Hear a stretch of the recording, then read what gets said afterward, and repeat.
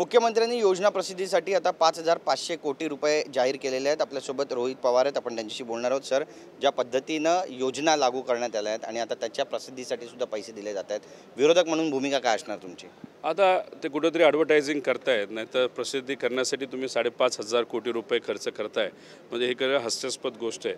म्हणजे तुम्ही शासन आपल्या दारी केलं, त्याच्यावर पैसा उडवला, त्याच्यात तुम्ही राजकीय सभा घेतल्या आणि लोकांना ते पटलं नाही हे तुम्हाला कळल्यानंतर आता तुम्ही 5,000 कोटी रुपये हे फक्त मीडिया, सोशल मीडिया, त्याच्याचबरोबर 50,000 मुलांना टेम्पररी लेवलला, कॉन्ट्रॅक्ट लेवलला त्या ठिकाणी ते घेऊन ती प्रसिद्धी करणार आहेत।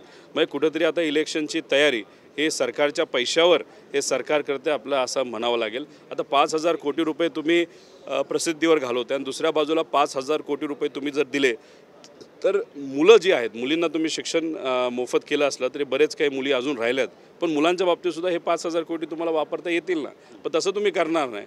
तुम्ही फक्त तुमचे फोटो लोकांपर्यंत पोचावेत यासाठी 5,000 कोटी रुपये खर्च करताय।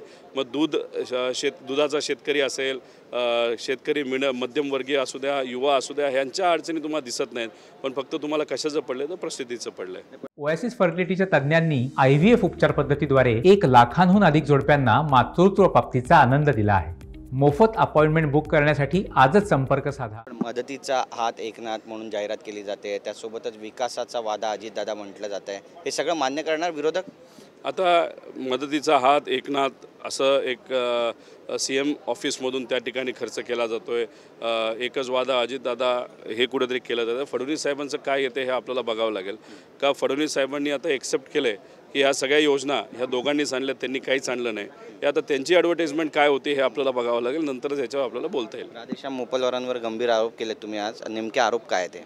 नाही, ह्याच्यावर तर मी कागदपत्रसुद्धा दिलेलं आहे। माझ्याकडे जे कागद आले त्याच्यावर असं दिसतंय की त्यांची प्रॉपर्टी, त्यांच्या कुटुंबाची प्रॉपर्टी ही 3,000 कोटीच्या आसपास आहे। ते रिटायर होऊनसुद्धा त्यांना खूप मोठी जबाबदारी त्या ठिकाणी दिली गेली होती। प्रधानमंत्री मोदी साहेबांच्या ऑफिसलीसुद्धा सांगितलं होतं की त्यांच्यावर जे काही ॲलिगेशन झाले त्याची शहानिशा करा।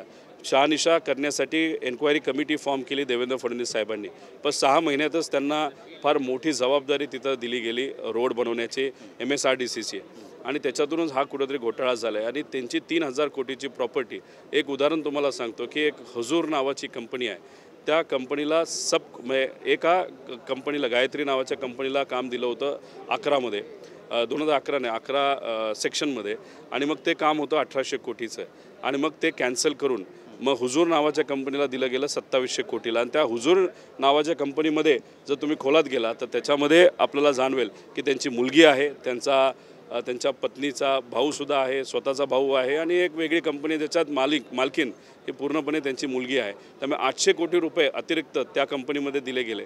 आता ह्याच्यामध्ये मी जमीन घेताना काय भ्रष्टाचार झाला, घोटाळा झाला हे बोलतच नाही, पण हा जो काही पैसा आहे तो खऱ्या अर्थाने सामान्य लोकांचा पैसा आहे जो चुकीच्या पद्धतीने वापरला गेला। आशिष जयस्वाल जे रामटेकचे आमदार आहेत त्यांनी एक मोठा आरोप केला आहे की कॅप्टन चांगलं काम करत आहेत पण महायुतीमध्ये मंत्री भेटत नाही आहेत, या विधानाकडे कसं पाहणार?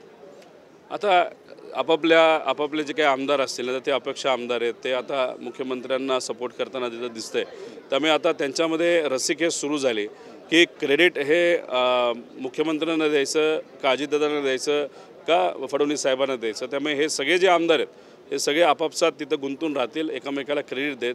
आम्ही सामान्य लोकांचा विश्वास संपादित करत नक्कीच महाविकास आघाडीचे सरकार या राज्यामध्ये आणल्याशिवाय राहणार नाही। भाजपचे माजी आमदार आहेत सुधाकर भालेराव आज शरद पवार गटामध्ये प्रवेश करणार अशी माहिती आहे। आणखी किती आहेत जे प्रवेश करणार? कारण यापूर्वीच तुम्ही सांगितलं की पिंपरी चिंचवडचे बरेचसे पदाधिकारी आहेत ते तुमच्या संपर्कात आहेत। 20 तारखेला पिंपरी चिंचवड, भोसरी याच्यामध्ये काय होते हे आपल्याला बघायला मिळेल। त्याच्याचबरोबर आप सिर्फ रुकिएगा, आगे आगे देखो क्या होता है क्या।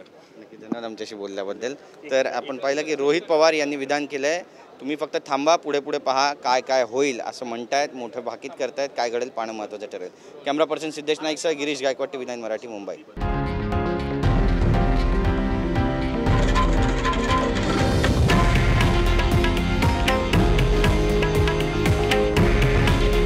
हे आहे देशातील नंबर 1 न्यूज नेटवर्क आणि आपण पाहत आहात TV9 मराठी।